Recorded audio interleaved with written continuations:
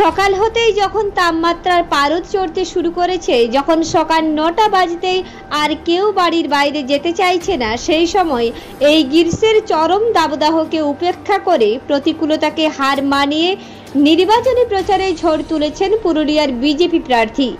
পুরুলিয়া লোকসভা আসনের বিজেপি প্রার্থী জ্যোতির্ময় সিং মাহাতো এই প্রচণ্ড গ্রীষ্মের দাবদাহকে উপেক্ষা করে নির্বাচনী প্রচার করছেন। শনিবার সকাল 9টা নাগাদ পুরুলিয়া 2 নম্বর ব্লকের ঘোঙা অঞ্চলের পাড়কিডি ও ছোলারি গ্রামে জনসম্পর্ক কর্মসূচি সারেন। এই গ্রীষ্মকে উপেক্ষা করে পায়ে হেঁটে সাধারণ কর্মী সমর্থকদের নিয়ে মিছিল করেন বিজেপি প্রার্থী তথা রাজ্য বিজেপির সাধারণ সম্পাদক জ্যোতির্ময় সিং মাহাতো। তার এই নির্বাচনী প্রচার কর্মসূচিতে উপস্থিত ছিলেন দলের অন্যান্য নেতা ও কর্মীরা। এই নির্বাচনী প্রচার কর্মসূচিতে দলীয় নেতা কর্মীদের উৎসাহ ছিল চোখে পড়ার মতো।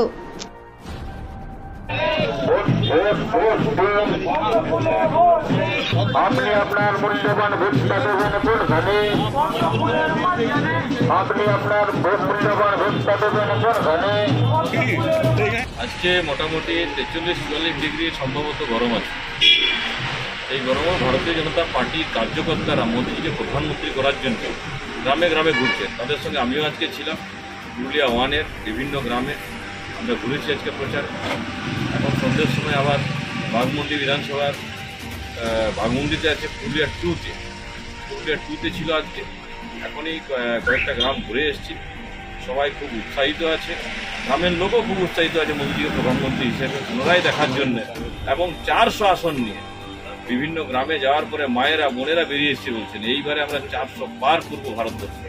আমি শুনে খুব আনন্দিত হলাম। ভারতীয় জনতা পার্টির কার্যকর্তারা খুব উৎসাহিত হচ্ছে, তাদের স্বাগত করছে, উৎসাহিত আছে। এই প্রচণ্ড গরমেও ঘরের থেকে বেরোচ্ছে এবং কার্যকর্তারা প্রত্যেক গ্রামে ছুটছে। পুরুলিয়াতে গরম হয়, এটা স্বাভাবিক আছে, কিন্তু প্রত্যেক গরমেই ভোট হয় এরকম না। কোনো বারে বাদ থাকে। পঞ্চায়েত ইলেকশনও গরমেই ছিল, বিধানসভা ইলেকশনও গরমেই ছিল, কিন্তু এইবারে গরমটা বেশি অনুভব হচ্ছে, একটু গরম বেশি পড়েছে।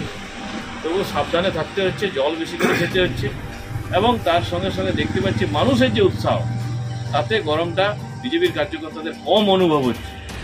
প্রচুর মানুষ আসছে। কালকের যে 3টা এতে লোকসভাতে ভোট হয়েছে পশ্চিমবাংলার, তাতে পুরোপুরি বিজেপির পক্ষে ভোট হয়েছে। মানুষ দেখতে পাচ্ছে পশ্চিমবাংলা থেকে মাননীয় গৃহমন্ত্রী বলেছিলেন যে 35টা আসন নিয়ে মোদীজিকে উপহার দেওয়া হবে। 35 নয়, 30-এর কাছাকাছি আসন যাবে, সেটা বোঝা যাচ্ছে।